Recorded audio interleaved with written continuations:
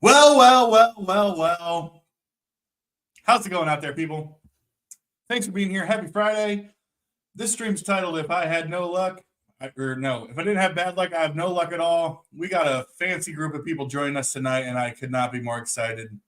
We got a great little chat going on here. Dan's in the house. We got Jason here. We got Richard, of course, my favorite man from Denver. Richard, you're the man. And all the other people, millions of people out there watching. I'm going to bring the people to the stage in a really weird way. Hey, Rob! Hey, man. Also here on a Friday, good to see you, my friend. We're going to welcome to the stage as if I'm like a MC at the local strip club, but specifically down there in Southwest Virginia. And if you know what that means, please welcome to the stage the man who puts the dick in Mason Dixon.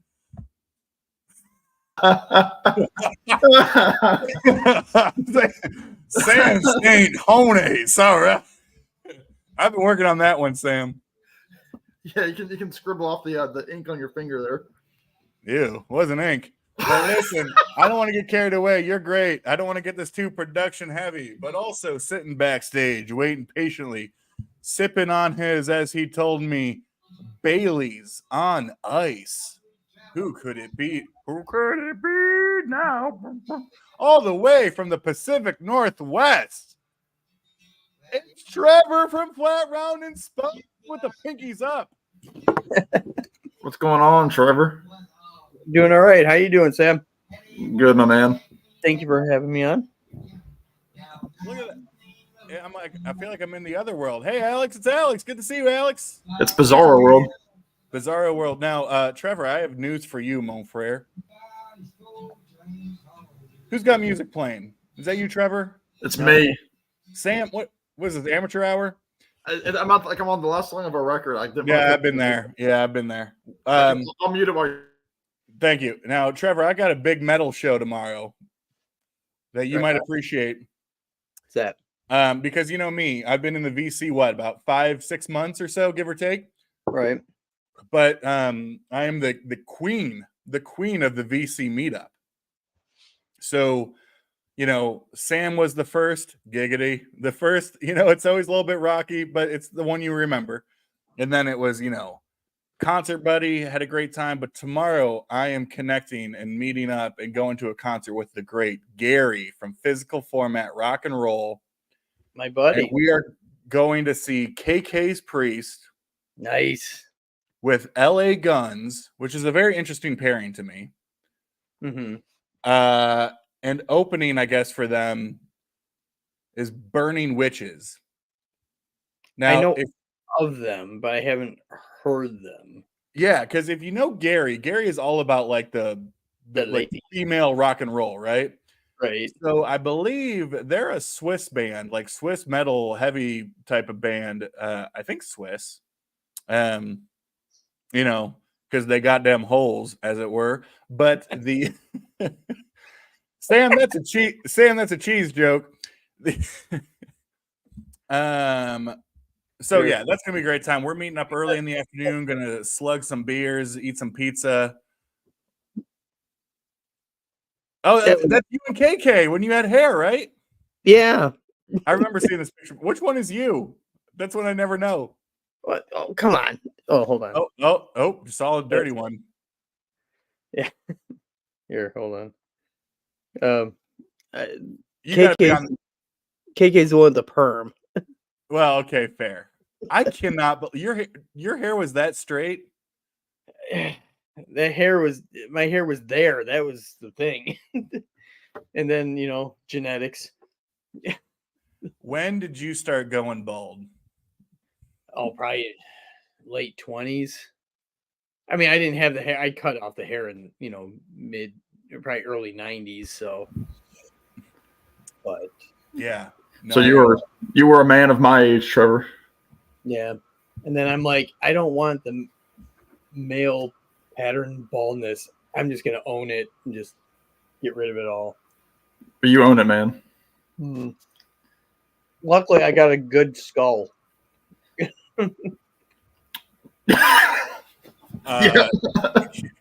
He's got a great head, is what he's saying there, boy. I'll say. Zach Dudak. Hey, Zach. The Quackster's in the house. Look at that. The other Dudak is in the house. Hello, Carly. Hope it's all well up there in the southern tier of New York, as they officially call it. Go ahead and feel free to fight me on that. I'm sure you will. It's what you do.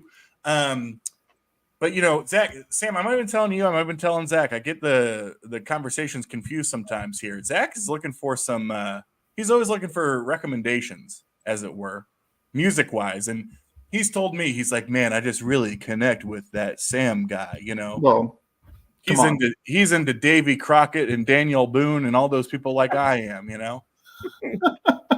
Who's the Crockett guy? There's a reference there. Charlie Crockett. Yeah, say it, Chucky Crockett. That's which is funny because his label that he's on is called it's called Davy Records or something like that. Like with the Crockett comparison, yeah.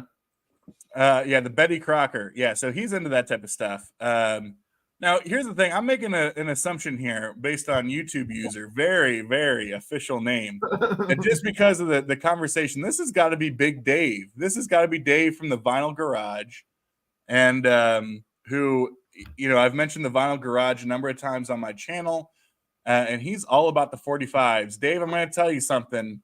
Mm-hmm. If you got an hour in your day that you don't know what else to do with and you're considering just not doing anything with it, watch the interview on my channel with Terry Cole from Plaid Room Records / Coal Mine Records, because Plaid Room Records, which is out of Loveland, Ohio, so just outside of Cincinnati, he started his hobby flipping 78s and 45s when he was a kid. That was him and his dad. And they seriously, the Plaid Room Records brings in as many high dollar 45 as used LPs. The funny thing is they do I don't know, Sam, if you follow them on social or at all. I do now. But Plaid Room does a weekly used flip, right? Yeah. And they bring in a lot of stuff. It's a lot of original Blue Notes or original 80s metal titles and all those different things. But and they're $150, $200, $300, $400, but it's nothing compared to the 45s. They bring in so many rare 45s that you would never even consider. So Dave, I'm sending you out that way. But we have a very on that topic. I do have to say that interview was awesome. It was great. You are a natural. It was really good. I enjoyed it a whole lot. It was good. I appreciate that, Trevor. I don't know if you left a comment or not, but you can be in the winning for a $50 gift card if you so choose to leave a comment. I'll get on that. I know. Yeah, just maybe I want some metal. But before we go any further, we have a very special guest joining us tonight. Sam, I don't know if you know this is happening. Trevor, I don't know if you know this is happening. I don't even know if you guys can see who's backstage or if that's just something I'm privy to. No. But Sam, I wanted to do this for you because, as you know, I'm visiting you in a week, which is weird to think about. Today, yeah, you'll be here. 1 week. This was a guy who was someone who was a part of our lives for so long, and he still is a part of our lives in so many ways. But just someone who's been just tearing at my heart to get back, and I cannot be more excited that he's here. Please welcome to the stage, everybody. It's Glenn Kellaway from the basement. Glenn. You woke me up off the couch. Glenn, I could kiss you on the face. Wow, I like that. I will kiss you on the bill of your head. Trevor will just smack you down like your hat. Which part of my face? Well, that's for the after dark. After this, whatever this is. How's it going, Glenn? Well, Jason's all excited. Hey, Glenn, Zach, Glenn. Yeah, Jason left the stream for a while and then said, It had to be Glenn. It had to be Glenn. It had to be Glenn. Hello, everyone. That's Glenn's best Marilyn Monroe. Yeah. I thought that was my Sinatra. That's Sinatra when he's got a backache. Holy crap. Man, it's just look, Glenn, you've been so missed. You really love me. Wasn't that Sally Field? Yeah, Sally Field. Oh, there you go. Yeah. And Glenn again. Glenn, how are you, brother? Good. Could be better. Right. Good. Alex told me to shut up before you came on, but I was listening to this box set. Do you have this? Oh yeah, I don't have that one. It was the Record Store Day release in Yeah, 2021 I know it. on Rhino. It's You like really good. It's Yeah. really good. It's just him on guitar and Steve Goodman shows up for a few songs. Yeah. It's really Sam, good. do you mind telling us what that is? It's kind of glaring a little bit here. It's John Prine. You might have heard of him on my channel. Sure, yeah. Live 1975 at the other end. So it's like a very small club, and he's playing all the stuff through like the I guess it's the Common Sense album, Glenn, through 75, and it's a limited of 12,500 copies. And for those nerds, Which copy do you have, Sam? 10,095. That's a good number. Wow, It's a low ball. That's a collector's item. Once you get into the 10,000s on a $12,000 What's so crazy is I bought this down in Asheville. It's a record store. It's called I can't even remember, but the owner of this record store is Warren Haynes' brother from Government Mule and the Allman Brothers. Very cool. He owns a record store down there, and they had 2 of these copies when I went to go visit my buddy Tommy a couple of years ago, and 1 copy was still in the shrink. This copy, brand new out of the shrink, was like $25 less, and it probably been played 1 time. I bought That's it for the way to do it. $50, and it's on Amazon now for about $45. If you want it. Really? Yep. I should check our prices up here and see how it is. Where's I'd the like to have it, but I didn't want to pay full price for I it. know Trevor's going to hop off the stream to go buy it because he's Right now. yeah, he is. Can I shamelessly plug something? Dan, Please. thank you very much. Hold on, let's do this. Oh, Dan our buddy Dan just watch Glenn and Larry's Sean Lennon review. So I'm freaking loving this album. I don't know if you guys have listened to this record, but it is fantastic. Like Alex, you would love this album.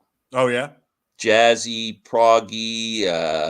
Sean has just blown it out of the park. All instrumental. Great musicians with him. Absolutely incredible record. We did a great review of it today. Sean has acknowledged our review. He acknowledged the review.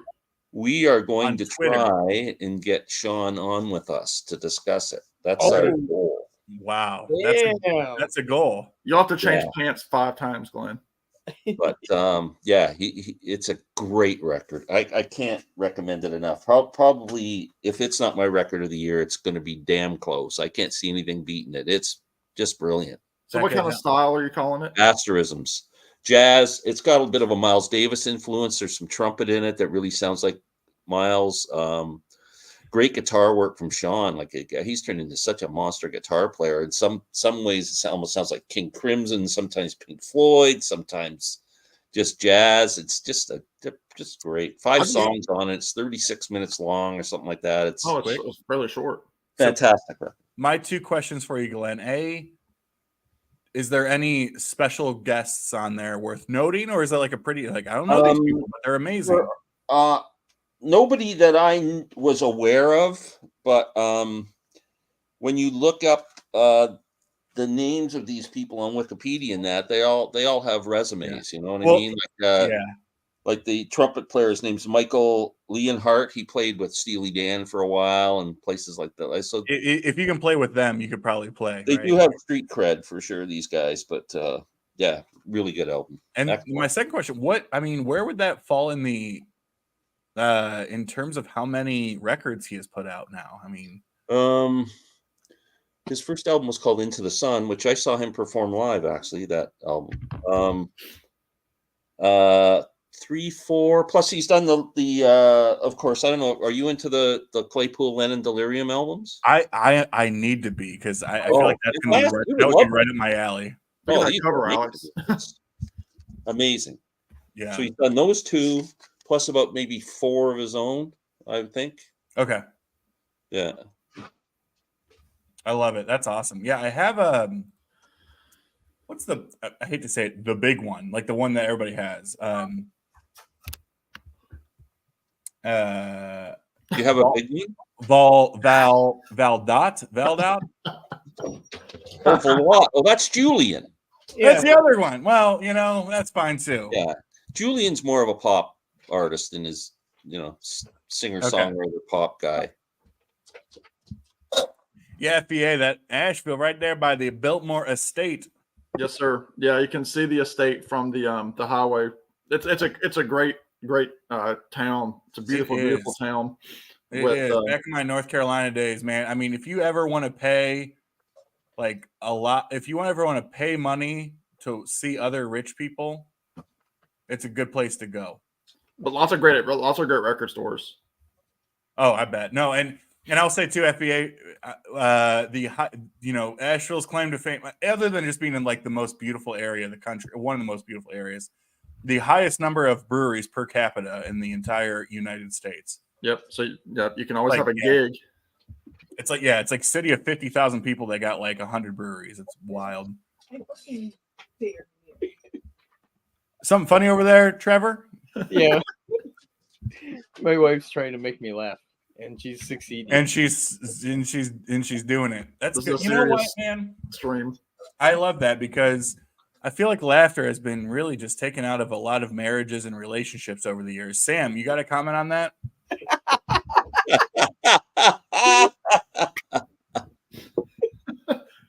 Cheers to Friday night.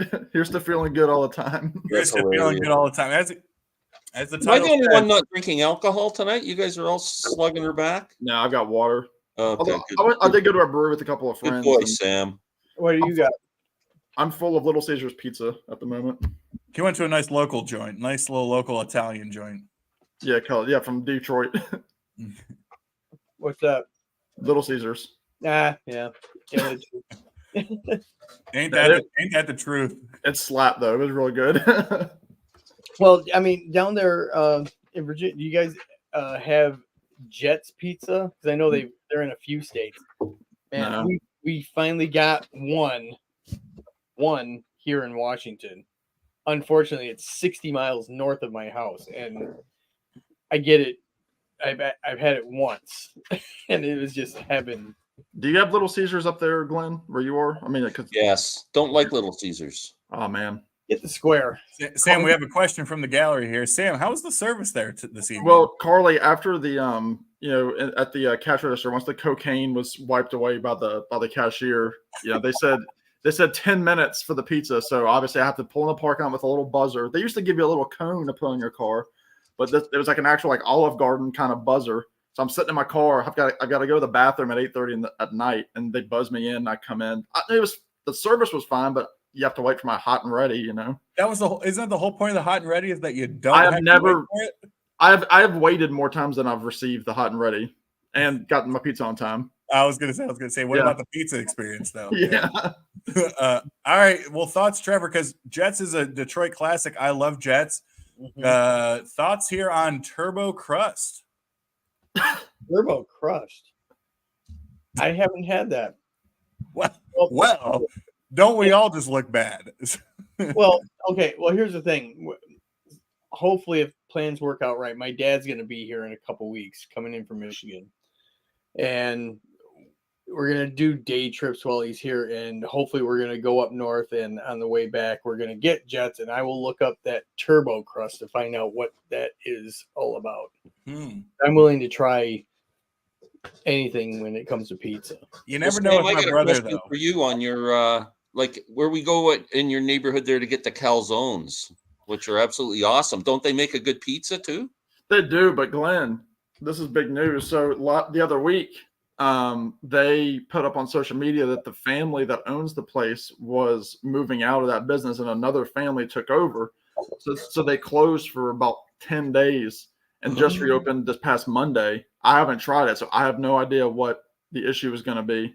Yeah, it could be totally different with different people in there. Because the last family, they were right out of New York City, and were great, but it's gonna be tough. I don't know, because that calzone was by far my favorite of like a traditional calzone. Now the calzone that Alex and I will have sometime next weekend is not traditional in any sense of the word. As we said on our last video when I was down there, and it's straight out of Tuscany, the buffalo chicken tender pizza or calzone. Very, very true to historic Italy. Alex, explain the two sauces that we get to choose from. Well, here's the thing, and this is when you know you're in Southwest Virginia. So you go to this place called like Mac and Schlobs or whatever it's called. Mac, Not quite. whatever. It's just a great little neighborhood joint, and they got their world famous buffalo chicken tender calzone. The Boston zone. The Why? I Boston don't know. zone. So it's like, okay, if it's buffalo chicken, the obvious choice for dipping sauce would be what you would associate with buffalo chicken. Blue cheese. Which would be either blue cheese for those who like that, or ranch The dressing. other Right? white Like sauce. Yeah. those are the options. They're interesting because they're like, you get two sauces. You get the house ranch and the house marinara. And it's like, I got a buffalo chicken calzone and you want me to dip it in your marinara? Well, Like, what? first of all, you don't get a buffalo chicken calzone. You Oh. never. Chicken does not belong on a pizza or a calzone. You got a problem with Are birds? you Glenn? nuts? Do I have to come down there? It's Please do. I have Don't my do banjo in the corner. don't do that. Get off my lawn, Chicken on a Glenn. pizza is like Glenn, mark your that should calendar be though. a From death penalty. either a Sit down, week from death row. tonight or a week from tomorrow, Sam and I are going to be streaming while touching flesh, while wearing matching t-shirts, White t-shirts that we're gonna have That's sauce all over. white tees that I'm going to throw so much water on so that you get the full, like, you see Ooh. this goose that you're going to get. Wet T-shirt, yeah, Oh, it's wet. What? That's a Zappa thing, right? It's wet t-shirt night here. yeah. And so, So it's gonna be like titties and beer at Sam's. titties and beer. It's gonna be amazing. I don't know if I want you here anymore. That's Well, okay. I'm leaving next I'm Friday coming night. anyway, and then I'm gonna be there. So Oh, thanks, Yeah. Trevor. All right, there was some Little Caesars hate. Now I don't know if it's true anymore, but I want to make sure this is true. Little Caesars. Let me get this out about Little Caesars. I don't know if it is anymore. Probably not because of inflation. But the hot and ready used to be $5. $5. right. So I mean, tell me a better. You need a pizza for $5? Nothing like it's probably what, $7 now. It's about $6.99. Yeah. Yeah, And then crazy bread was like $4. Now, is there hot and ready anymore? I don't even, because I never. Well, it's called Hot and Ready. I love how this stream has become talking about cheap pizza, but the yeah, but our views are going up. Sam, go ahead.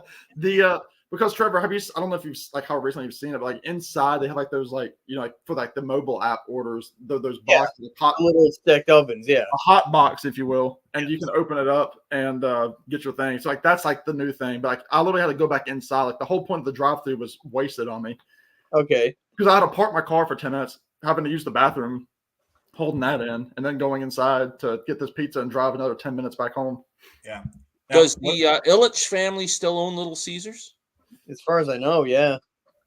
Yeah, because I mean that was one of the jokes when Trevor will appreciate this because when I was in grad school, I was probably telling you, grad school for me was at Grand Valley State in West Michigan. So I was living in Grand Rapids, and my roommate at the time was a huge Red Wings fan. So we were just watching the Wings all the time.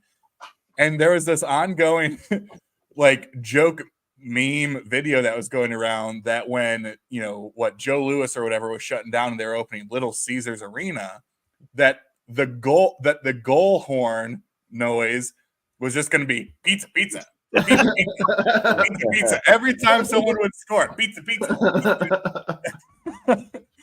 But all this to say, Little Caesars deep dish, Yes. that is a value slapper, 1000%. Like that smokes. I wholeheartedly Have you agree. seen the new things that they're coming out? Like they just came out with them. They're like little like pizza tarts almost, but it's literally like a deep dish, little like almost like a muffin shape with cheese, pepperoni, and sauce Or- in it as a side. It's literally just like these like little mini like cupcake sized pizzas. as a side to your pizza. Yeah, it's like another like $7 that you can spend for 4 or 5 of them.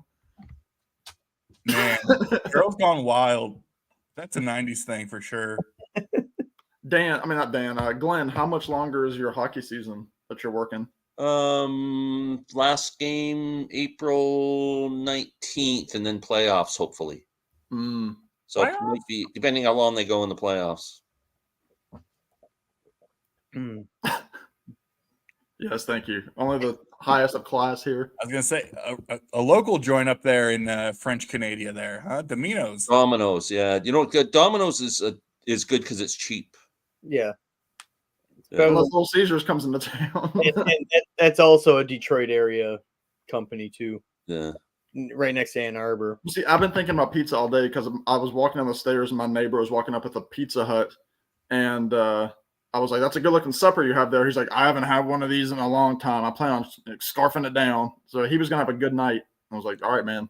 Who Yeah. are your roommates and why do they why are they that way? Yeah. Oh, Music Talk with John's here.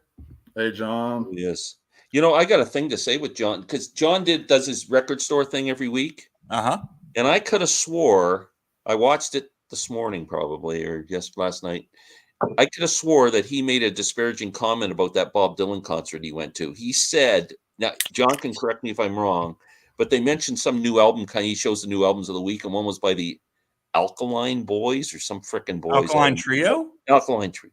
Yeah. And I could have swore John said, "Oh man, I wished I would have gone to see these guys instead of that Dylan concert." That's what I thought I heard him say. Wow. And I put it in the comments, and he goes, "Did I say something disparaging about Dylan?" So I'm not sure if I misheard it. No, I'll defend John because I messaged him off camera and I was asking him, and he said it was a great time. Although John, again, correct me, he said, Glenn, that Dylan did not play harmonica on Every Grain of Sand. Oh, really? That he hasn't played it as much. The Wow. last couple at least like 2 or 3 shows right when he was doing his little Florida run of shows. Yeah. Meaning it's not played at all, or somebody else plays a harmonica? It just on that song, like no, it was just There's wasn't just there. no harmonica at the end. That's a shame. That's the best part, right, Sam? Of that song, and Glenn saw it. Yeah. Yeah, it was really kind of a special part of the show for sure. For sure. For sure. Glenn, you'll be happy today. I'll stop talking about Dylan because I don't want to get canceled. But I'll listen to Traveling Through today for the first time in probably a year and a half. Oh wow. Yeah, I haven't picked that up for That a Johnny while. Cash stuff is just so good. Oh, there see, you go. John's explaining himself now. That was sarcasm. So- I don't pick up on sarcasm. See, I have no sense of humor. So John's a joke maker. yeah. Tell him, John. didn't Joker realize- man. Excuse me for not knowing that you were funny, John. I didn't know. Well, let's be careful here. Trevor is a big fan of the Alkaline Trio, and I think this is important. Okay, all right, well, fine. Is that named after? Speaking of Detroit, is that Alkaline? Is that named after Al Kaline, who played with the? No, but I have heard news reporters say alkaline as alkaline. Yeah. I think it's a battery joke. Yeah, it's a bad joke. Yeah. It's a battery joke. Zing. This is why we miss you, Glenn. Oh man. Why did they name a battery after Al Kaline? That's weird. What's the deal with Duracell? What's the deal with it? The thing is, with ever ready, they're never ready. Yeah, I like that some of these guys are trying to encourage us to talk about music. I know. Noodler Alex, said, "Hey, why I don't know. you He's guys talk like, about we'll some jump new in. albums?" Carbohydrate, good to see you, my friend. He always actually asks real questions. And Because he's mature. I know. It's like, wait, what do you mean you're asking like a real music question? I will say this, and Sam, I know you just bought tickets. I don't know if this is how it is for you all, but when I pre-order something from like a website, an artist website, I forget about it. And I'm like, oh, wait, I guess I did pre-order that. Now, Sam, for me, I don't want to include you in this. I pre-ordered the new Lemon Twigs. Mm-hmm. And obviously they just announced the tour. Tickets went on sale. You just got your tickets today. I'll be getting them here soon for their Columbus show. I'm looking forward to the new Lemon Twigs. I think it's what, May? Yeah, I think it's gonna be like a week or so before I see them is when it's released. Okay, yeah, because you're seeing them Cinco de Mayo, right? May 5th? May 5th, yeah, which is it's a Sunday, so it might be that Friday that it comes out. Yeah, and actually it's funny that talk about a wild turnaround. I am seeing wow, Glenn, you might appreciate this. I am seeing Uriah Heep with Saxon with Steve, All the World Stage, and Gary, Physical Format Rock and Roll in Cincinnati on May 17th, and then the next night seeing Lemon Twigs here in Columbus. Wow. And so that'll be a quick turnaround. But So that's you'd the be first thing for totally me. deaf from the first concert and trying to listen to the second concert and not hear a word they sing because they Yeah, I was like, yeah, we're on very different ends of the genre. Yeah. Well, that's spectrum what I here. did in 2022. And at that time, I was getting super sick, unbeknownst to me. But I had tickets to see the Head and the Heart in Richmond, which is a little over 3 hours for me. And I was starting to feel sick. I was supposed to go with my ex-girlfriend at the time. We had broken up by that point, and it was like I didn't have anybody to go with the extra ticket. I didn't feel great, so I was like, all right, I'm just going to do it. So I drove to Richmond, but the next day I was driving to Charlotte, North Carolina, 3 hours south with my dad to see Elton John. So I was like, I've got to either burn the ticket on Head and the Heart in Richmond or just try to knock out both because I didn't want to screw up the Elton John show. That was the big one. But yeah, 2 days before I see him, $25 tickets.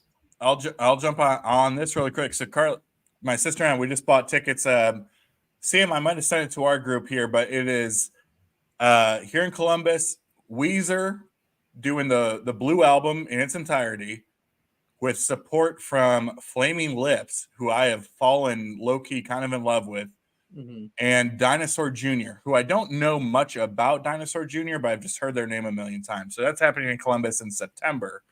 And then I was telling Trevor, I'm meeting up with Gary, Physical Format Rock and Roll, tomorrow of all times, for KK's Priest with LA Guns and Burning Witches here in Columbus. So there's a lot of great shows on the horizon, a lot going on here. I got one show in the docket in September out, far away. That's for Alex. You might have heard Air, the French duo, kind of a yes. Yeah. They're doing Moon Safari and Moon Safari, yeah, which is different than the band Moon Safari, but yeah. But yeah, I love that. I mean, and if people who just kind of know me surface wise and they hear that record, they're like, "That's one of your favorite records," because it's like real mellow, Moog synthesizer type stuff, 70s sounding. Yeah. And but yeah, they're doing that whole album in its entirety, and one ticket, $111. Really? After all the Ticketmaster. That's a lot. Yes. Hold on. Talk amongst yourselves, people. Okay, I'm next. Go. I'm going to see Bela Fleck on April 5th. And I was actually messaging with Bela today on Instagram. Oh, wow. Really? Yeah, it's kind of cool. And July 5th, I got tickets. I just got them last week. I had a pre-sale code. Elvis Costello and Daryl Hall. I saw you going on tour. Yeah, I saw that. And Charlie Sexton's playing with Elvis. Yeah. Oh, wow. And then that's on July 5th. And then I think in August, early August, we're going to see Tedeschi Trucks. Oh, cool. Nice. Yeah.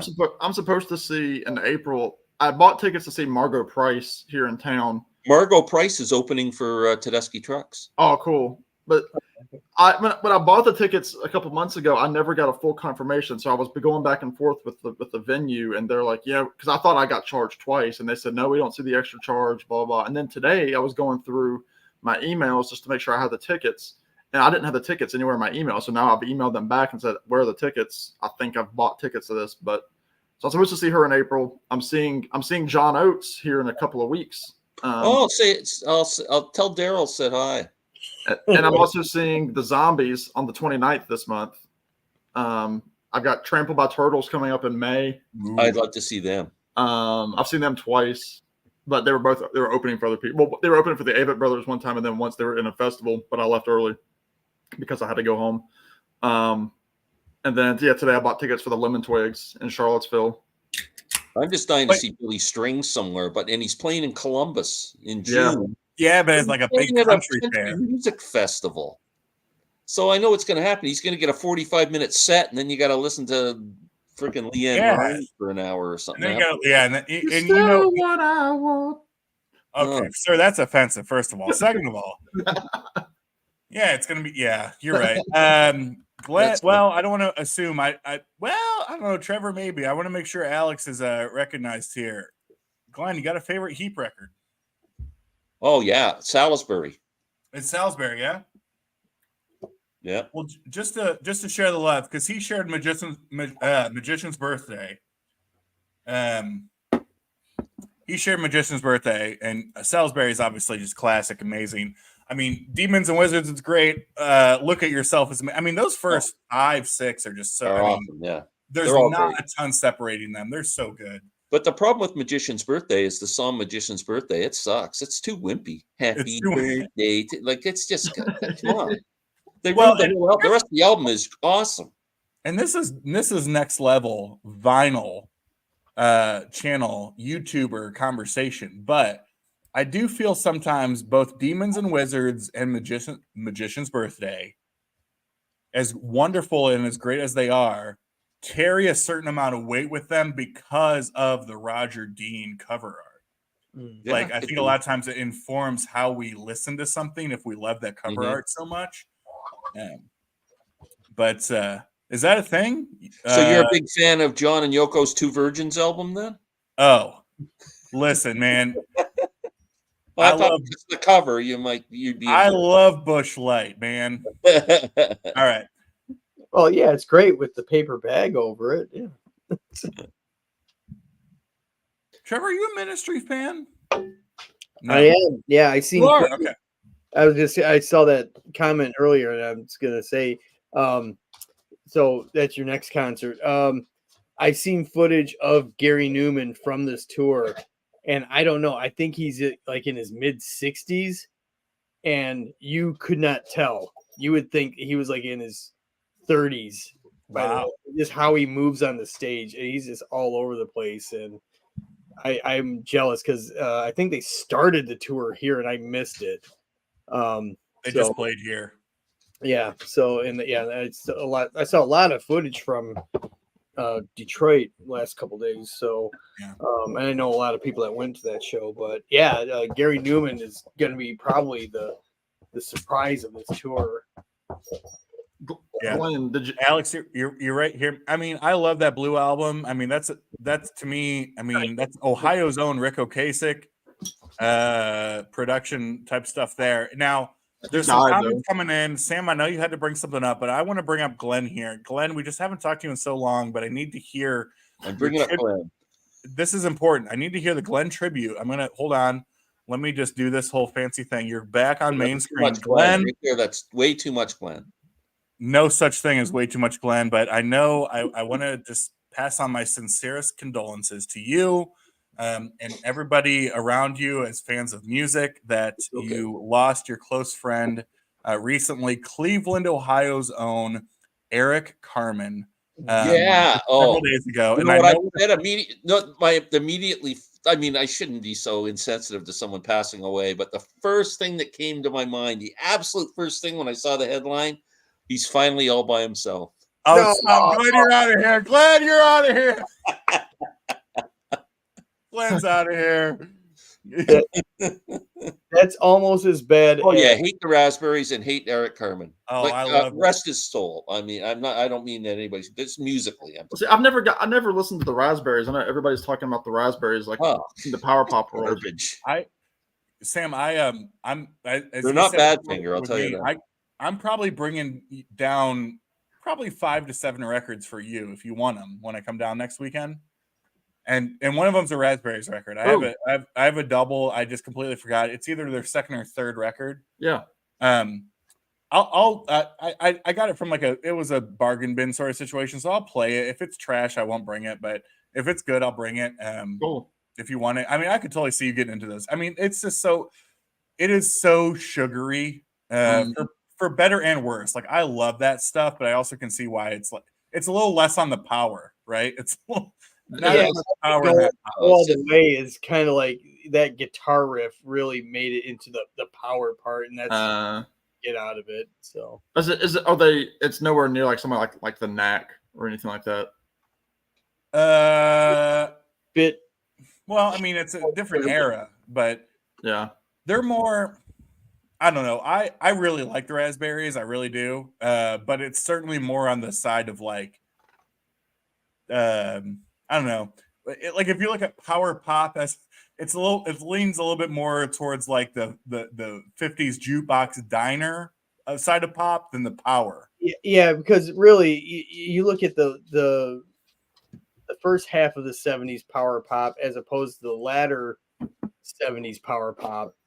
Yeah. There's a big difference. Gotcha. It's a step up from the Captain and Tennille, basically. Wow. Wow. Well, I would say they lean more toward. Okay, let me put it this way, Sam. I would say if we want to compare to modern power pop that I know you're into, they lean significantly more towards Lemon Twigs than they do Midnight Callers. Okay. So, it like very more like again sugary saccharine type stuff. No, but I was gonna say real quick, Glenn. I haven't watched it yet, but did you see that Paul Simon was on Colbert last night? No, He did one of his songs from the Seven Psalms record. really? And then there's also an extended YouTube interview of it's like 33 minutes that I gotta watch that. with Stephen Colbert. Interesting. I'm happy to see that he performed. Yeah, it was. I think it was just him sitting in the seat next to Colbert. Yeah. He did the whole song on his guitar, just him. Wow, that's very cool. Yeah. Richard, I would tell you, War on Drugs. I know you watch War on Drugs is my favorite current modern day bands. That tour is going to be a hit for sure. I know Jason Arsenault out there is loving that thing. If he was less than 16 million hours away from the border to go see that show. But I love the War on Drugs. I absolutely love them.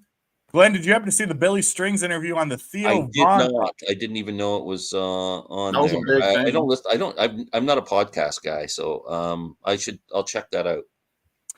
Yeah, it's interesting. Podcasting is like watching YouTube, but close your eyes. Yeah. Well, I did that anyway with all y'all's videos.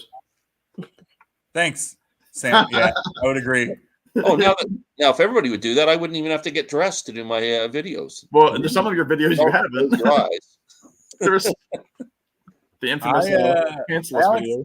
I don't know if I know the band Spring. Glenn, looking at you. Ever hear the band Spring? Never.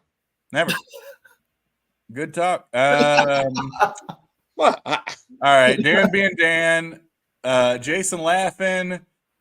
Look, I just want to put it out there. John laughs at Glenn's jokes. Glenn's There's another one. He indeed did. Look, okay. he went all the way. I hate this because this is on my channel now, and everyone's gonna be like, "Wow, Alex, Beer and Vinyl is just making a joke about people who are dying." Here's my joke, and the only joke. It's not even a joke. But when I was growing up, and I heard, for me, the first Eric Carmen song I heard was, God, Zach, if you're still in the comment, or if you're still watching, this is when we were back in Sugar Creek, Ohio. Like, I was probably 6 or 7. I remember hearing, what was it? Turn the radio up for that sweet sound. Oh man, I loved that song. But that was like, I don't want to say it was later, but great pop song. But when I saw Eric Carmen, I just immediately thought Eric Cartman from South Park. And to me, I was like, wait, his Eric Cartman is the person? It's tough. Scott is in the house. Scott, I gotta tell you, man, I've been making more references to you in my videos than anybody would care to make ever. And I mean that in the most wholehearted way possible. You've been you turned me on, man. When you forced me against my will to do that soul tag, it changed my world, man. I've just delved into so much stuff, man. It's been crazy. Alex, did you know that about your brother down there?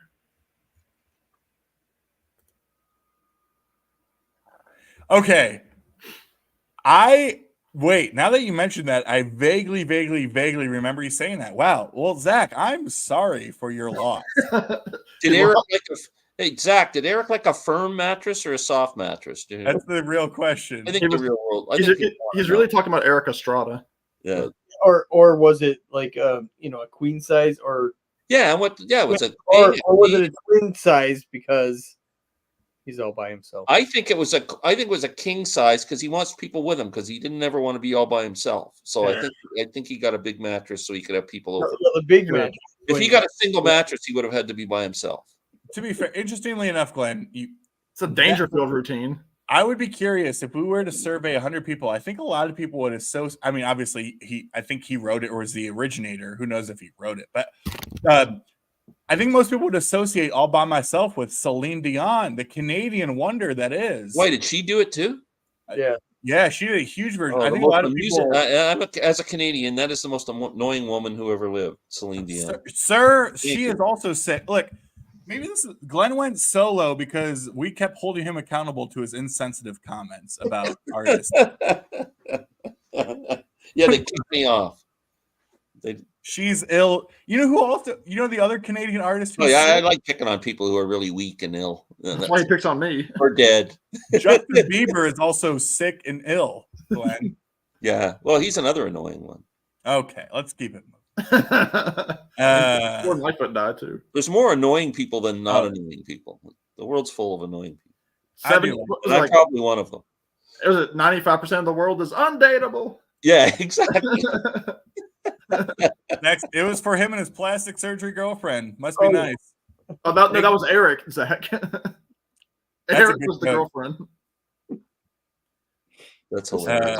I don't even know enough about Eric Carmen to even poke fun. Well, Sam. I'll play test this record just to make sure it's not trash. Hey, can I do a shameless plug? I would love for you to do a shame. You know what? A shameful plug. It's yours. Now, 2 out of 3 of you guys have been on my one-on-one series, and I appreciate that very much. I've got a special one coming up in 2 weeks on March 25th, 8 p.m. I am going to be on with a friend of mine who is an author. His name is Bob Lawson, Robert Lawson. Yes. Books. This is his latest book on the Guess Who. Listener's Guide to the Guess Who, Robert Lawson. He's a great guy, really knowledgeable about music like crazy. I met him because he manages record stores as well, and he turned me on to so much cool stuff over the years. But he is writing an authorized biography or an autobiography of Stephen Van Zandt. Ooh. Yeah, so hopefully we're going to talk a little bit about that. He's been meeting with Stephen, and they've been doing all this thing, so I'm hoping it's going to be a pretty cool interview or talk, and we'll get some cool stories out of them. I love that, Glenn. I mean, I don't know if you saw Glenn, but one of the recent things on my channel was interviewing the owner of Coal Mine Records. I haven't watched it yet. No, and look, you don't even. No, I want it because I want to win that $50. So you better win. And the only way to win is to enter. Yeah. I mean, it's just I am not, and I don't know how you feel about this, but like it's interesting because I'm not an interviewer. Like I don't have any journalistic background or any of that kind of stuff. But like I have another interview coming up here in 2 weeks. And my like pitch to the guy was like, look, like I'm not an interviewer. I just like talking to people who fascinate me. Yeah. It's more of hopefully it's more of just a 2-way conversation. Is that why you invited the 3 of us on screen tonight? Yeah. I'm the same. I would find it just somebody said, "Oh, you got to interview this person." I would find that rather than saying I can have a discussion with anyone, but it seems different. I think they appreciate that, right? Like, I think there was an element of probably, I don't want to put words in his mouth, but like, I think there was probably an element when I was chatting with Terry that I was showing a lot of the records. That there were some moments where he was like, "Oh, damn! Like you have that." Like, sort of. There's a few times he's very impressed of what you had. Yeah, because I'm a piece of well, never mind. But it was just like one of those things of like, oh, cool, wow, that's awesome. But I think that it has a different angle to it when you're just really interested with what people do and why it's important. I think it just lends to better conversation because you're not. Yeah. And they appreciate it too. They've been part of enough interviews with people who don't do the research or don't care and just ask very generic sort of things. And it's like, no, it's better when you're coming from a place of care and what you're into, right? So, that's funny. Yeah, Dan, of course, Dan. Yeah. No, probably didn't. Those are fun though. Yeah, Glenn, like, because I know Larry's done that obviously with a number of people on his channel, some big people, you know what I mean? Yeah, Larry's actually going to be interviewing Brian. I think his name's Brian May, who's Paul McCartney's guitarist. Oh, I was gonna say Yes. Brian May from Not Brian, Queen. maybe I got the name. Maybe you have the wrong name. I know it's- you love it's Queen, not- but not that much. It's Brian. It's Brian. I think it's Brian May. Yeah, he's think it is. Paul McCartney's guitarist, and Larry's going to be interviewing him in May. Okay, so his actual name is Brian May, I but not the believe it. I Queen believe Brian so. May. The blonde Not- dude, I think, right? Yeah, That yeah. blonde- yeah. Not And, the Brian May. Who actually has quite a resume besides McCartney. He was Etta James's musical arranger for 12 years. Well, Which and that's the thing, Glenn. That's a heavyweight artist. Yeah. This goes back to the point I was making about your Sean Lennon record. Is like if you look at the the contributors, chances are if you've never heard of them, they're just rock star studio people who are better than everybody. Yeah, Right. exactly. And it's like that example that you're giving of like, oh, they played with them. Wow. Yeah. So I recently, a couple hours ago, posted a video of just a bunch of budget finds I found. Like basically records that I was able to buy for $1 or $2 or whatever over the past month or so, just from various places. But Cardboard Head Guy is asking specifically about this record here. Let me go ahead and make myself jumbo size, biggie size me. So To Those guys look so cool. confession time. I didn't listen to this. I have not listened to this yet. I just bought this, I guess, a couple days ago. What year I've did not that listened album to come this out? yet. What year is that album? 65.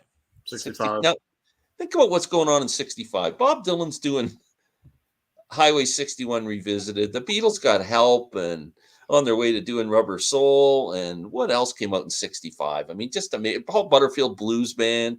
And then you look at those 4-5 nerds. No wonder no one was listening to that stuff. Look at them. Dang. Now, okay. Happy See, birthday, Mike Love, too. by These the are, way. these are the pros and cons with inviting Glenn onto your stream. Okay. So, Sam, you're kind of the beach boy, as it were. Now, here's the funny thing. I mean, this was a it's on one of these fancy. Hold on, I want to make it known that you're only an official Vinyl Community YouTuber if you show the label when you're streaming. Y'all know this. Yeah, you got to do that. So you have to remind them that it's on that Rainbow, original Columbia, rainbow capital label. Hot tamales. But also a stereo copy from 65, that was before stereo was hot, So this actually is kind of a nicer record that I got for $1. Yeah. But Sam, I don't know if you're familiar with this record at all, but my understanding of it is this is one that actually made that transition from sort of the surf and turf, to like, you know what, let's actually take like, Brian, you're in charge here. Let's do some orchestration. Let's do some good stuff. Let's actually write some really good songs and put some effort into it. Do you agree? Are you familiar with this record? What do you know about it? Yeah, it's kind of one of those things. I mean, obviously, one of my favorite Beach Boys songs is their version of "Do You Want to Dance," with sung by Dennis. I think it's the opening track. Opens up the record, yes, sir. Do you want? And that's actually it's obviously got Help Me Rhonda on it, but it's not the hit version. It's the studio version. The hit was the single, which was a re-record, obviously with Al Jardine. But it's really got the pretty song "Please Let Me Wonder" on there. One of the black eyes of the record is the last track, like the Bull Session. It's essentially just them like hanging around having like cheeseburgers and fries, talking about recording. Are you talking about the Big Daddy? Bull Session with Big Daddy. Yeah, it's just them eating cheeseburgers and talking about recording. I'm interested.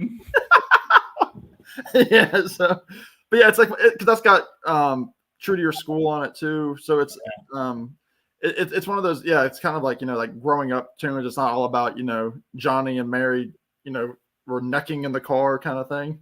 But, Oh, that was gay stuff. yeah, the hot stuff. Trevor, settle down. But I'm not. yeah, I mean, it's a solid record. It's that one, and then what was it like All Summer Long? Like that kind of era of the Beach Boys, that pre-Pet Sounds when Brian Wilson was kind of going off the road. Yeah, yeah, it's a good one. I need to listen to it some more. I have it on. See, you CD. brought up the Beach Boys and your brother's going to bed. Yeah, and he's behind us in time. All right. Well, dude, it's 10 o'clock there, sir. All right, it's fine. Nice. Anyway, I'm not gonna yell almost at it. 11 here. I'll be off with you soon too, Jack. Hey, All right. I Well, really like the new Nora Jones album, but musically, it's really good. I think she's a very poor lyricist. If there's anything I gotta say, like it's too much Moon and June, and it's just that the typical rhymes of like a pop song. It's not very witty or that. It's pretty basic writing in terms of, but the melodies and the musical arrangements are all great. I really like the album. Yeah. Wow. Excited. I don't know, Alex. I don't know if I was listening to a Wildlife today, considered the greatest. Wildlife's a pretty good album, though. I like it. I hated it when it came out. It's a grower on me. Yeah, it is a grower. I'll go with Ram. I'm going Venus and Mars, Ram, Band on the Run. I mean, hard to put two up there. I like three better than two, actually. Glenn, Pipes of Peace. Pipes of Peace, yeah. Yeah, thank you. I found 2 used copies for $5.99 the other day, and I didn't buy either of them. They're probably both You sealed. paid too much. That's the same joke you told me about that Dan Fogelberg back in November. What's that? I got that. Yeah, when Alex was down here, one of the vendors, he was giving out he had a stack of free records. Like if you bought one of his pieces, he's like, "Hey, take one of these too." And there was like a bunch of Peter, Paul, and Mary kind of stuff, and Dan Fogelberg. And I bought the Song Cycle record. I didn't buy it, but I got it, and it plays clean as a whistle. But it was my free record. Like Dan Fogelberg. There's a couple. That one has all the hits on it that you'd want. It's got like Leader of the Band and Auld Lang Syne. Man, Scott, let me tell you, I think I should be getting mine probably on Monday or Tuesday. I'll get it. I'm really looking forward to it. That was a huge signing from them. I like that name of that band, The Sincere. Yeah. I wanted to check them out after you were talking about them because it sounded really interesting. So now that I see the spelling of it too, it helps. Yeah, no, I mean just old school old school California soul. I mean, it's just I'm really looking forward to that. Have you guys ever heard of a band called the California Honey Drops? Yes. I couldn't say anything about it, but I've heard of them. Nice soul stuff. Current soul band. Those guys are great. Oh, and also St. Paul and the Broken Bones. Yes. Yep. Oh. There you go. If anybody's looking for a copy of Pet Sounds, John's getting rid of it. Yeah, John, no one's going to want that. Just get rid of it. I'm going to say, whoa. There you go. Well, Sam just paid $40 for a RSD Essentials of it. So yeah. Anybody excited for Record Store Day coming up next month? Are we all lined up? I'm very excited. This is the first time I've been excited for at least 3 years. Some good stuff. Yeah, Trevor, what are you eyeing up, man? I know you mentioned before. Let's make you let's spotlight you here. Let's give him the spotlight kid. Well, since we're in the Pacific Northwest, there's a regional one that's actually a box set of a band called Black Breath. They're like a death thrash band out of here. And there's only like 450 copies of that, so hopefully I'll be able to get that. And on the other side of that, I'm really looking forward to the debut of Duncan Sheik's album being put on vinyl. So that one I really liked a lot. And I think I'm trying to get that Live Stones one that they did in New York last fall. Yeah.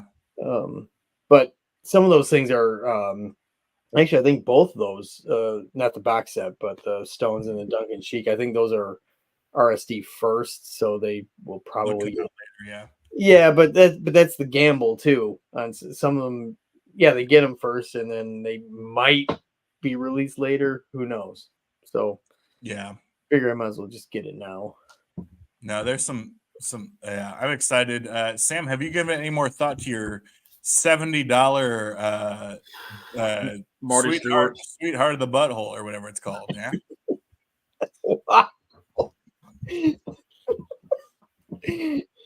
Sorry. Autocorrect. Rodeo. That's going to be a Rodeo. $70. That's going to be a $70 album. Is it a single album or double? No, it's a triple. But Triple. Oh, that's good. Then $70. but it's Friday Music, who I really don't like. Oh, okay. The label, like they're, but and I've talked about it with a bunch of people. It's like I don't know. There's and on one hand, like it's probably the only way I'll ever be able to get that record. And on the other hand, it's gonna be $70 for possibly not a great quality record. And I mean, if you've seen the album artwork, I know Alex looked at it when I told him about it. It looks like something that I could have whipped together in like 2 seconds. Really? On like with like clip art. And we were talking about this, Sam, that like, I mean, this is not breaking news, but the reality of, I think, so many record store day releases is that they have sort of, it's the official bootleg, right? Like all of these live shows, live concerts, and it's weird because with that, they've replicated the bootleggy type, cover art, right? Of just like, that looks a little bit weird. Like, who made that in their basement sort of thing, right? Well, and that's the other disappointment of Record Store Day itself. It's like either just reissues or crappy live albums. There's not real exclusives, it seems like. Yeah.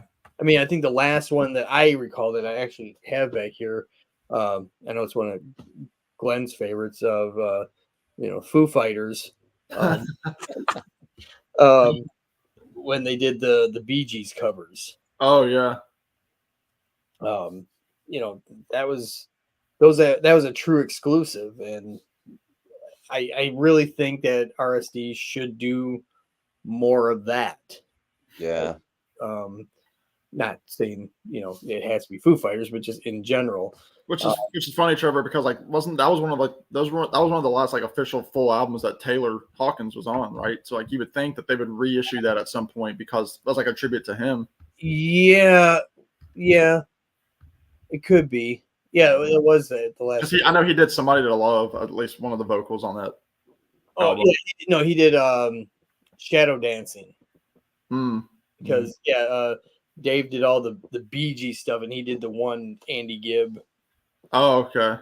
So, and I never listened to the other side, which is all live versions of their Medicine at Midnight, which I never liked that album. But here you go. Yeah, Glenn, just call up I don't know. Van Vliet. Let him know. I would love to do some off the wall one-on-ones, but I just don't think you'd get like 3 people watching. I think Beefheart. Yeah, well, I mean, what is going on over there, people? Not me. That's not me. Shut it down. Well, there's a couple of great. Scott was just talking about it. I'm really excited for this record store day, but it's like it's the same thing as always. Like, what makes people excited? Is it there's 2 or 3 titles that I am like so excited about, or is it like, there's a lot of really great stuff, and frankly, I don't know. I think about this all the time when it comes to this sort of world of records that we're in right now. Of that, we've been sort of socialized to think that if something is limited and rare, therefore it's good, and if something is readily available and accessible, it's not. And I would love for us to be like me on a Friday night. Listen, there's nothing. Sam, there's nothing. You're not that accessible. I know you're ready. With the kind of belt buckle you got there, sir, there's nothing accessible about it. But it's like, we joke about all the time, right? Of like, oh, well, that's going to be such a hot item. And it's like, sometimes really rare records that nobody wants for a reason, and they're rare. You know what I mean? It's like one of those things of like, where do you find it in the middle of rarity and limited and all that kind of stuff? Like I don't know if it still happens. We used to get the flippers going and buying all the oddball stuff, right? And then trying. Yeah, they don't know what they're doing. Yeah, but even now, like one of the things that I wanted a couple of years ago was Elton John reissued the Tom Bell Sessions complete. It was like all of the songs on the Tom Bell Sessions. That's still at my record store. It was like purple lavender vinyl, and it's still there for $35. It's like they haven't even dropped the price on the thing. Yeah. So, and like I was like searching high and low to find that thing because because I was like, I want this so bad. I was afraid I wasn't going to get it, and it's still out there. Yeah, a lot of them you still see. You go into record stores and they have racks. This is record store day 2020, 21, 20. Yeah, this is a record store day, and like I said, you can buy it new right now on Amazon for $45. So But I don't. I'll And that always, was like a night up here. It was a $90. Well, Yeah, close yeah. to $100. it's a 4-record set. but I'll always push back on this because I do think this is important in the world, especially of people like us who are on the YouTube, and we're obviously, if you have a YouTube channel, it means that you're an industry expert, right? Like we know this, because take it with whether it's MoFi, One Steps, or UHQRs, or all those different things, right? Like, I'll give the example that comes up all the time, right? So Santana's Abraxas was released as a one step, however many years ago, and became a $2,000-$3,000 record.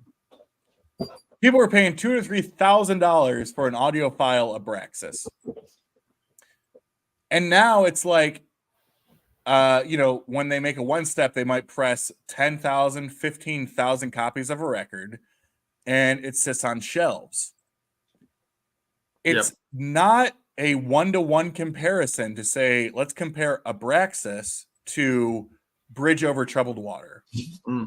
Because that's not like in hobbies, and especially in niche collectible hobbies, the thrill of the hunt and the thrill of the lacking the FOMO and knowing that something is limited is oftentimes what gets people motivated to go out and buy something.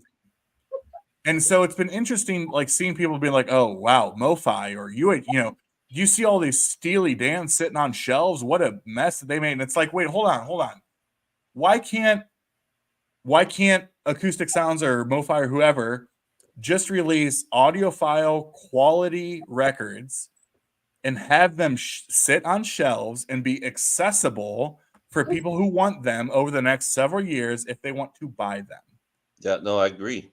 Yeah. And instead, it's like, oh, it didn't sell out and like that, therefore it's a poor release. And I'm like, I don't know that that's fair, right? Like, I don't know that that's how this should work, right? No, I agree with that. And Sam's an audiophile. Sam, I would love your thoughts while I go and use the bathroom here. Hold on. Sam, you're spotlighted. Be right back. Well, you come and take care of shit.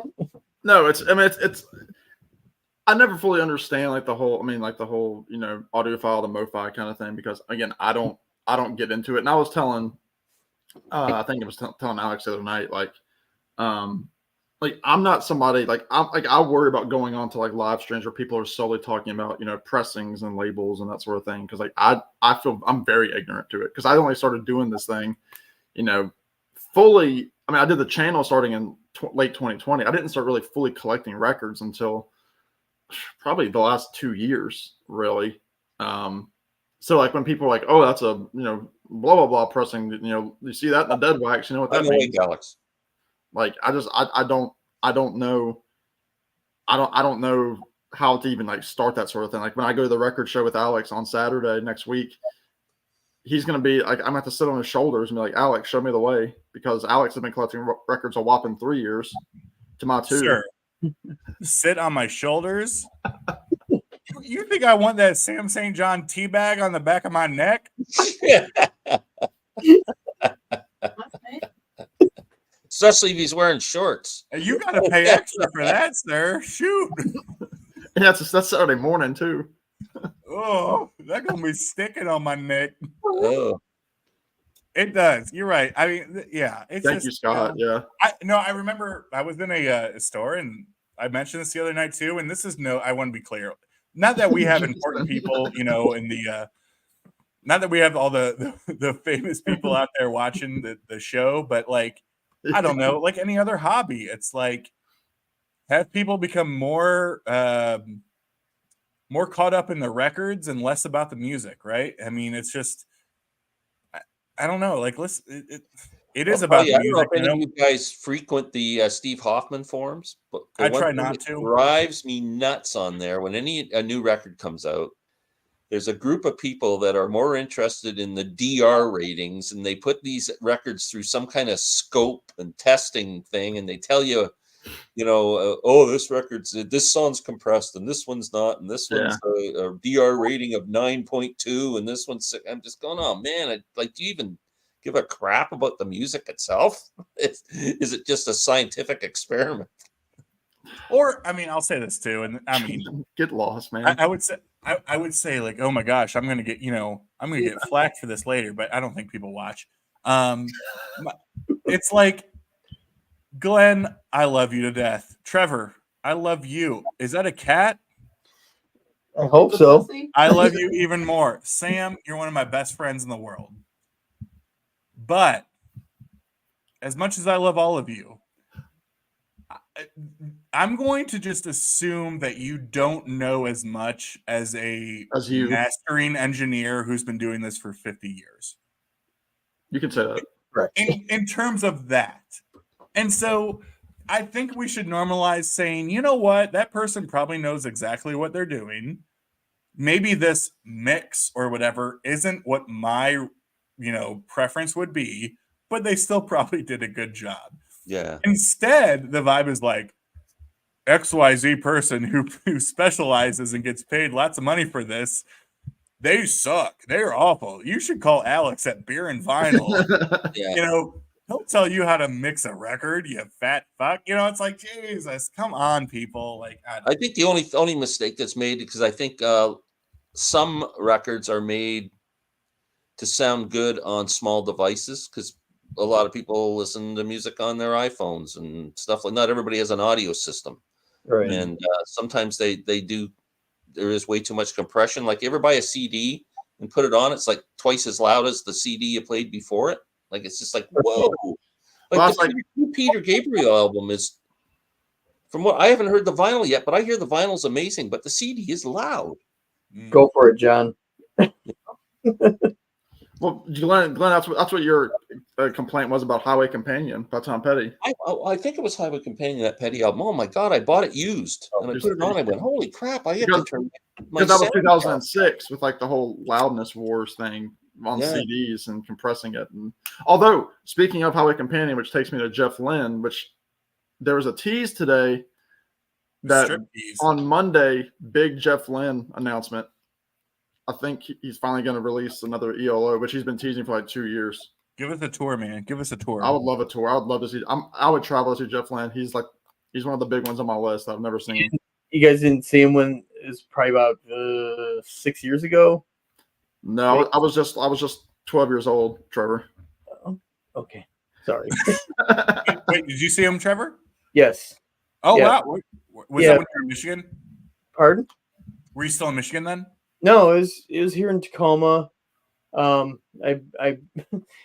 buddy of mine was supposed to come with me, and he flaked out last second. So I brought my, at the time, 6-year-old daughter, who only knew Mr. Blue Sky from Guardians. Yeah, sure. And she had been at school all day, soccer practice. She's with me with her big, earmuffs, and there's a great picture of her. I took a selfie of us, and she's halfway through the show. She's just like, oh, out. And then by the time Mr. Blue Sky was coming out, she was like crying because she was just so exhausted, tired. But yeah, I mean, it was a complete greatest hits show, which was fine because I don't really own the albums, but the hits I love, and it was great. Though it was funny. They had Danny Harrison opening. Oh wow, which was really good. I didn't know much. I mean, I knew of him. That would have been cool. But the music was really cool. And then how in between the bands they always play music. Just like the playlist that they have. Yeah, and I'm listening to it, and every song they play a Tom Petty song, and then a Traveling Wilburys song, and then a Roy Orbison. I'm like, these are all Jeff Lynne produced songs. That's where the money is. He knows what he's doing. Was it billed as Jeff Lynne's ELO or? Yes. Yeah, because he put out 2 albums in like the last 10 years as Jeff Lynne's ELO. I love them both. I got a live one. Let Jeff Lynn At Wembley. at Wembley or something. It's really Yeah. good. It's good. Yeah, I think it's probably around that same time. It's the same show, yeah. Yeah. So Which he said that was like because that show was between the two records, and he said that show is like really what made him realize like wow, like he said that's like the greatest concert of his life that he's ever done is that Wembley show, and then he wrote a song about it on the second album. Oh wow. Yeah, called "Time of Our Lives" or something like that. Don't start singing, Alex. Hey guys, I hope to. I hate to do this to you, but I'm going to go to bed. I hate that you're doing it to Sam too. Yeah, Glenn, Sam, it's been a pleasure, friend. Thank you for being here. Well, Yeah, thanks Glenn. for thinking of me and inviting me on. It was fun. It was awesome to see you, Glenn. good to see you, Glenn. Yeah, we'll see you guys soon. Thanks See to you on the everyone next who's one. watching.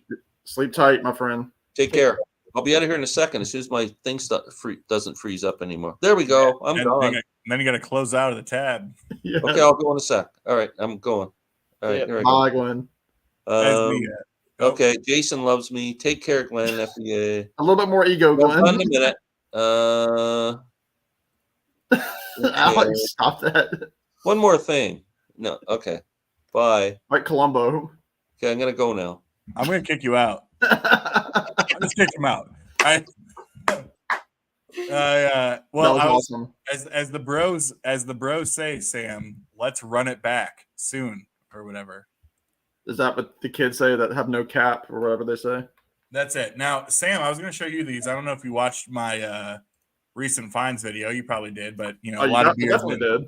at this point. I comment on everything. I did pick up these two, Oh, Leon Redbone Russell. sir. There's no bone here. Okay. As Trevor used to say, also, Trevor, I'm just so glad to see that your cat also loves dropping on turntables. Because Which is why I bought this thing right here. This is Cat squatting on my turntable, Alex. I don't know why they make this cover material the most scratch, easy Yeah. scratchable material about this cover because I've said this many times. This room is actually my wife's office, and I get this wall. So, and she's in here all day, and the pets come in here, and what's the cat's name, Trevor? This is important. that is Skeeter. Skeeter and the Skeeter? Monkey Man. Skeeter. Like Patty Mayonnaise style? Wow. Let's Sure. hear your Skeeter. Well, he does. I don't even know how he does it. Yeah, no. This is good stuff, man. So we got some good players on it too. Like a lot of the Wrecking Crew guys. Are they on it? Yeah. Is there ever a picture of Leon smiling? Yeah, it's when he played with ZZ Top. Leon!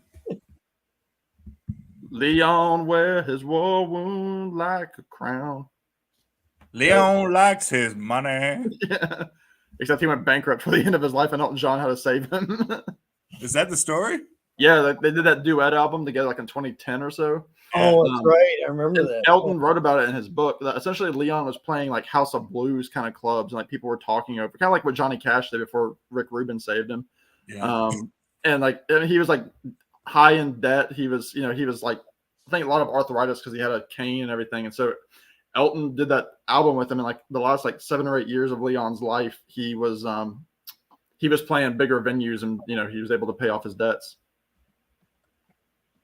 So you're saying the song Leon was about Leon Russell? yeah, that's what I'm saying. Exactly. Well, the only reason I know about that record is because I remember Steve talking about it and him being like, this album's only worth it because of Leon Russell. Dang. Yeah. Well, Steve was a late bloomer to Leon Russell, like in the last few years. Yeah. I was like, dang, Steve, shoot. Well, and that's the great thing about music. It's never too late to get into it. You're right. You might be too late in seeing them live, but you guys are younger guys than I am, and Alex, I know you've gotten into a lot of these bands in recent, and like Steve, he bought like the whole Iron Maiden catalog within a year, which I'm like, I couldn't digest all that stuff. Are you talking about me? No. Steve did. Oh, well, it's just, sorry to interrupt you, Trevor. It's just so funny that you said that because I was like, wait, me? literally the last record I was listening to before jumping on tonight. Could you argue the best live metal album of all time? Live After Death. Man, I still have the original. what a banger. That- It's crazy. That's what I was listening to. So That, good. that came out the week of my birthday, my 15th birthday. I will say too. Last thing I'll say, Trevor, before you let go. One of these times, Sam, keep it in my notes section. One of these nights, my stream title is going to be called. What is it? Stream. Yes, stream for me, Schlong Beach. Nice. There you go. Good Go night. ahead. Back to your cat. You Back to gotta the do it Skeeter. twice. You gotta do it once in like capital letters, small letters, and then the second time it has to be all capital letters. And I was personally really attuned to it this time. He says it about 900 fucking times during this record. Mm-hmm. Scream for me, Long Beach. If he only said it once, it wouldn't have been famous. You're right. Yeah. It's kind of like Ozzy, it's just like, let's go crazy Hmm. 1,000 times during the show. I can't fucking hear you. It's because you're fucking deaf, dude. It's just Look, Richard's right again. Richard's It's very yeah. just Skeeter back there skeeting on these hoes. Yeah. Well, I think we need to get Skeeter and Colton together. Yikes. Yeah. Oh my God. They could be a gang. The alley cats. Stray cat strut. Yeah, I was gonna say the Aristocats. Oh yeah. Trevor, you're one of the select few heading up to Mike's this summer, aren't you?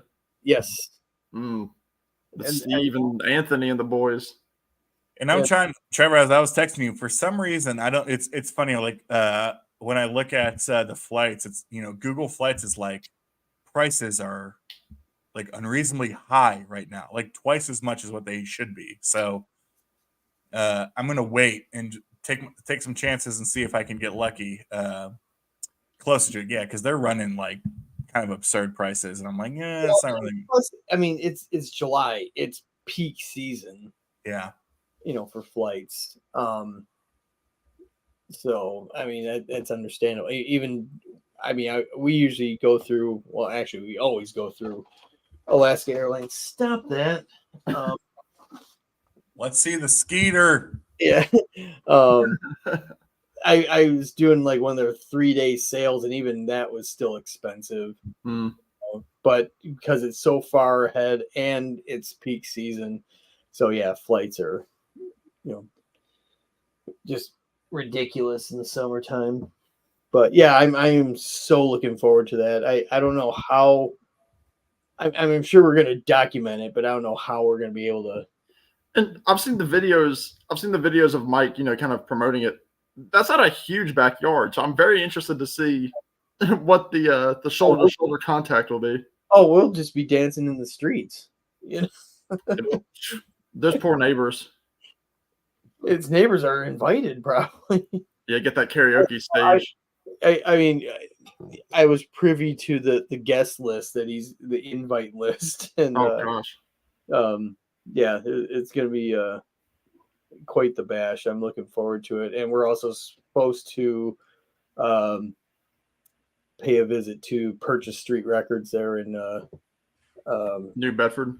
New Bedford. Yeah, Mm. hopefully Josh shows up there to hang out and To hang out with the peasants. and meet Roger, and yeah, I'm looking forward to that because that everything that Josh brings back from that store, I'm like, holy shit, that must be like a treasure chest of gold at that. And store. they all swear that the prices are just fantastic. Yeah. So, yeah, I'm looking for it. I mean, that's gonna be great, but just hanging out with the guys because, I mean, now you guys met in person, and I have. Oh, not only did we meet. Oh, I know. That face. that red tube video was. No. Sorry, What But- is that? Well, I actually check his comment. in in June, like Harry's music room, he's having to get together, and so I'll finally be meeting him, even though he only lives like probably 3-4 miles away from me. Well, that's like Robin and Glenn. There's like they avoid each other, and they're only like what 2 hours apart, hour and a half apart.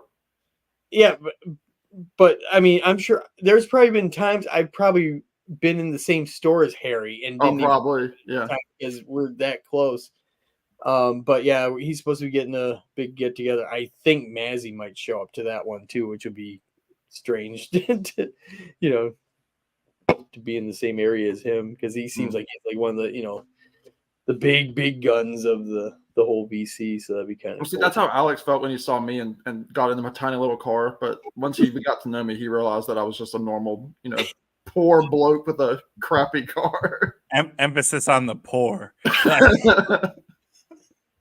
was like, this. I was told that these YouTubers were all like rich and famous. Sam Well, rose up with a broken gas pedal, man. Who am I?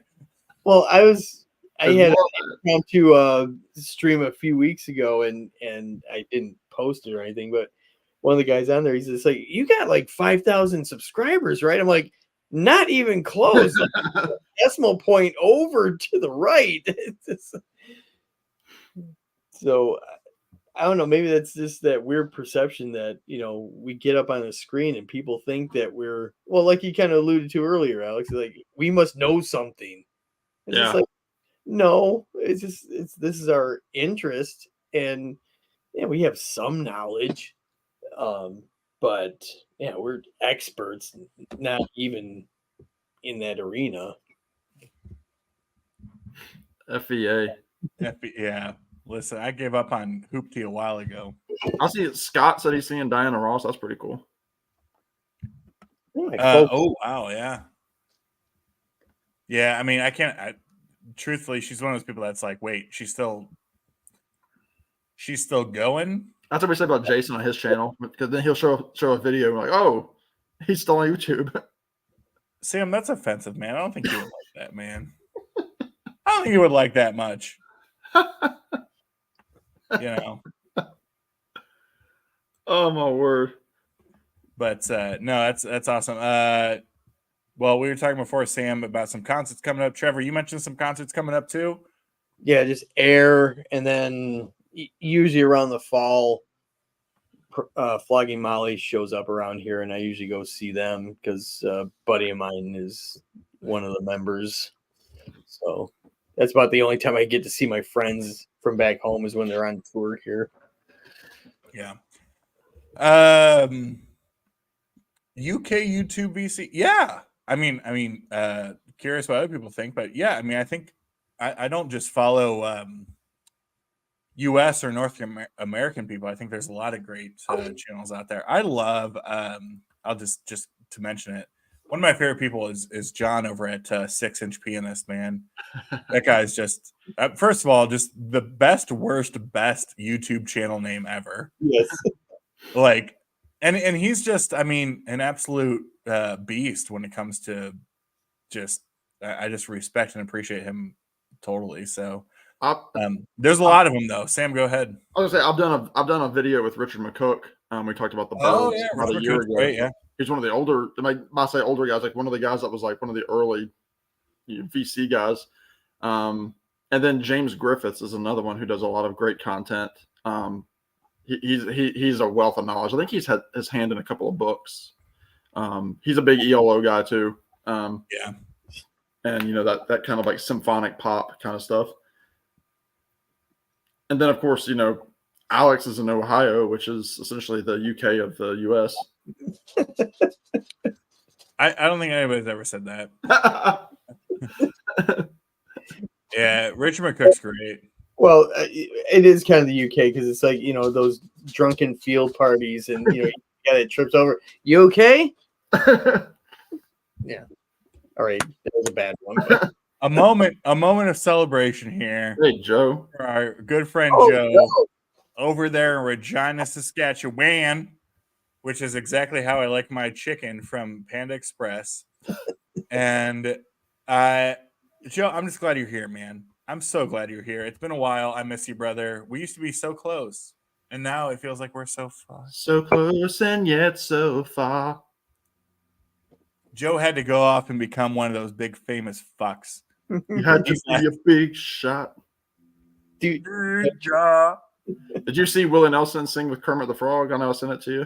Of course I did. That's the big news. Listen, there's a few things in my world that I would put before watching anything Kermit D. Frog. and that's important. You're right. David Atkinson's got a great channel. I was happy that he did my prog tag and he's commented on a few of my videos. David, he's got a really good channel. But I will say this. Do you all feel this is the probably as controversial as we'll get this evening, that British people have it easier because they have great accents and therefore everybody just wants to listen to them talk. Meanwhile, well, Sam's got a good accent too if you like chili dogs or whatever. But like Trevor and I, the point is, no one would ever listen or watch Trevor and I's channel simply because of the way we talk. Because we are so wonder bread. We are so wonder bread. Like it's just put some mayonnaise on that, Trevor. Oh my God, they're like Sunbeam called. They want their branding back. You know, yeah, that Midwest accent. I'm glad you look at me and think about a sloppy chili dog, Alex. Sir, that's not the only thing I think about. Once again, Friday night, folks. And I've told this to people that Serenity now. You know, we do like these, live streams, usually scheduled, but it's these impromptu ones that are actually they're off the wall, super fun too. And I equate them to, hey, want to come over, have a couple drinks, we'll sit around the table and just shoot the shit. It's the closest we can get, yeah. Yeah. Without leaving the house. I mean, I'm a truck driver with a CDL. I can't go out and pound a bunch of beers and then go home. Not with that attitude, you can't. It's like maybe if you believed in yourself a little bit more, Trevor, you could make it work. Yeah, and then I get to see the nice Christmas lights in my rearview mirror. That's like every pizza's a personal. Every pizza's a personal pain if you believe in yourself. Yes, that was half of me tonight. That reminds me, this is one of my favorite terrible jokes of all time. I remember being in high school and do you remember being like you could be a teacher's aide, which basically meant like you used like a study hall period to like help out a teacher, make bad jokes or something. Print a couple papers. Yeah, exactly. So I was listening. I just remember hearing Depeche Mode during doing Personal Jesus, the big hit. And at the time, my high school teacher, who was a big rock and roll fan, referred to the song as Personal Pan Jesus. And I don't think I got it until I saw a Pizza Hut ad about 16 years later that referred to it as a personal pan pizza. And still to this day, as a sloppy, depressed, terribly anxious, and unhappy 34-year-old, do I still think of every time I hear personal Jesus, do I think about personal pan Jesus? Think about how funny that is. I have a similar story where it was my friends and I in college, one of whom I was hanging out with tonight. See you, Scott. We were talking about because we were playing pool at school and just, doing whatever. And we were talking about cheese because we're a bunch of dudes and that's what we do. And we were talking about cheeses. And one guy kept talking about how he only liked yellow cheeses. And we're like, you don't like white cheeses? And he was like, no, I don't like white cheeses. White cheese. He's like, yes, I do like white cheeses. I do like white cheeses. And then we found out probably months later, he thought we were saying white Jesus. That's the only Jesus we know. Right, yeah. That's that Mason-Dixon Jesus. Right, yeah. Which is how you introduced me this morning. I sure did. What was that? It puts the Dick in Dixon. Yeah, that's right. I love that. I'm using that forever, man. Yeah, we have for little teas for the people. Speaking, that's a good segue. We have some good videos semi-planned, Alex and I, for next weekend. Man, What a mess that's going to be. Yeah. Can't wait to have you on my pullout. All right. Well, I think that might be the end of it, boys. That's the name of the stream. I think it's about time to wrap this up and then maybe end the stream. So we it wouldn't be a YouTube stream without doing a little round the horn action. Trevor, what's going on in your channel world, huh? Pimp that round. I am part of the, as you know, you guys were too, part of the list of Gary's requested videos. And well, Sam wasn't. He almost made it, but yeah. Wait, what was yours, Trevor? Mine was my 5 favorite Detroit venues that you won't get shot at.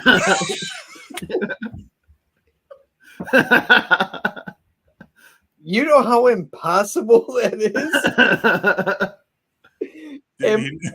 And plus, on a video with the stupid algorithms, do I say shot or do I say where you won't get pew pew?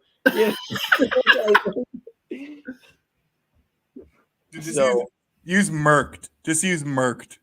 Murked, okay. Or bleep. So you're working on that, obviously. Just like you were on yours, Alex. Yeah. Well, it's funny. Sam didn't get mentioned because apparently Sam's he called you too nice or something. He didn't want to pick on you too much. Yeah. So Sam was absolved.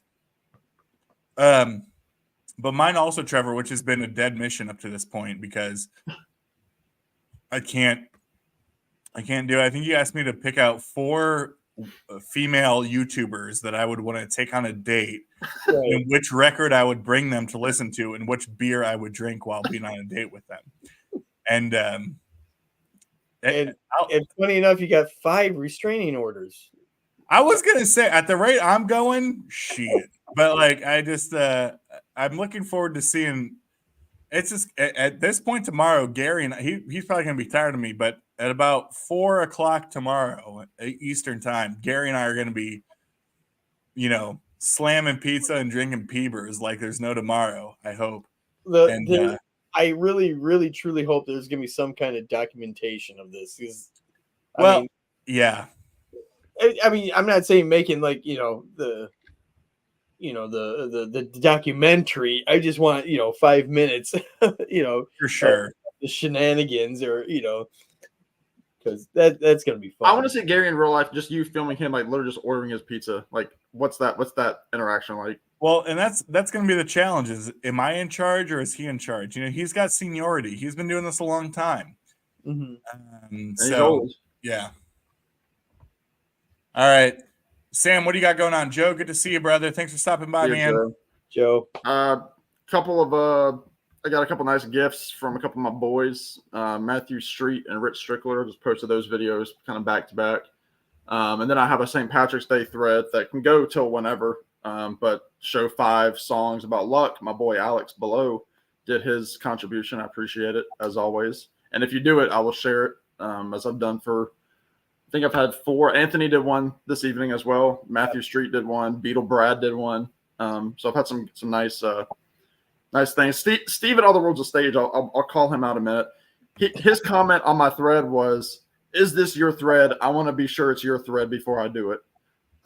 I don't know what that means. I don't know either. but he's in the middle of showing us every album in his collection, so he doesn't care about me anymore. That's the Trevor problem now. So yeah.